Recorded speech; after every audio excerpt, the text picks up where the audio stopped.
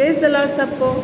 आज मैं आपके साथ एक बात को शेयर करना चाहूँगी कि जब हम किसी व्यक्ति को दूर से देखते हैं, हो सकता है कि हम उनके बारे में थोड़ा बहुत जानते होंगे कि वो कहाँ रहते हैं, उनका नाम क्या है, उनके घर में कौन कौन रहते हैं, वो कहाँ नौकरी करते हैं, उनका घर में कौन कौन रहता है, ये सब हम जान सकते हैं। लेकिन असल में वो व्यक्ति कैसा है, वो जब दुख होता है तो वो कैसे रिएक्ट करता है, जब आनंद होता है तो वो क्या करता है, मन में जब खाली रहता है, खाली टाइम में वो किस तरीके से अपना समय को पास करता है, क्या सोचता है, उसका मन कैसा है।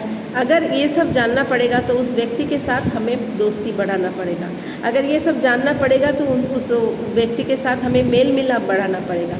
जब ऐसा हम लोग करेंगे, मेल मिलाप बढ़ाएंगे, हम उनसे बातें करेंगे, तो उनके हृदय को धीरे धीरे हम जानने लगेंगे।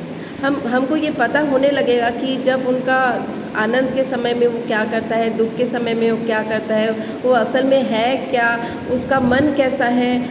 सारी बातों को, छोटी छोटी बातों को हम लोग उनके बारे में जान सकते हैं। कंडीशन यही है कि हमको उनके साथ दोस्ती करना पड़ेगा, मिलना पड़ेगा, घुलना पड़ेगा, संगति करना पड़ेगा।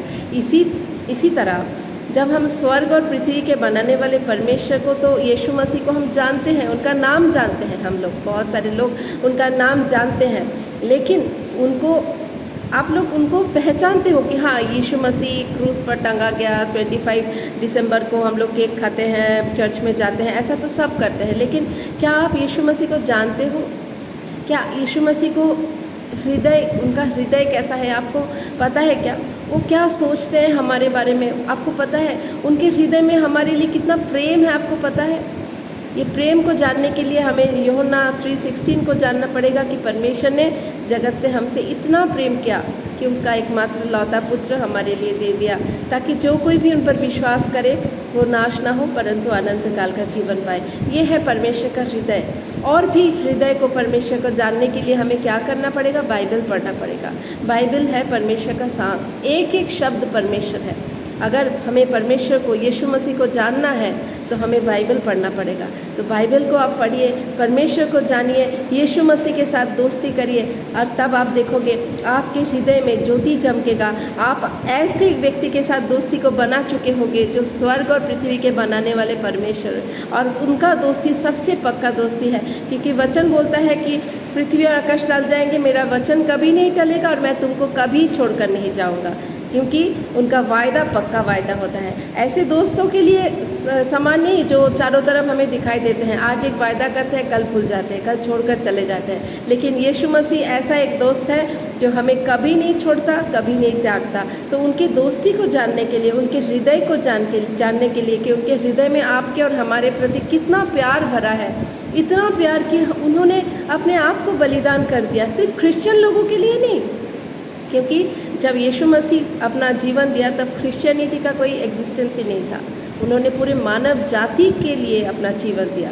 अभी जो लोग ख्रिस्ट को मानते हैं, उनके पीछे चलते हैं, उन्हीं को क्रिश्चियन बोला जाता है। लेकिन यीशु मसीह पूरे मनुष्य जाति के लिए आए, हमारे पापों के लिए अपने आप को बलिदान किया। कितना बड़ा प्रेम!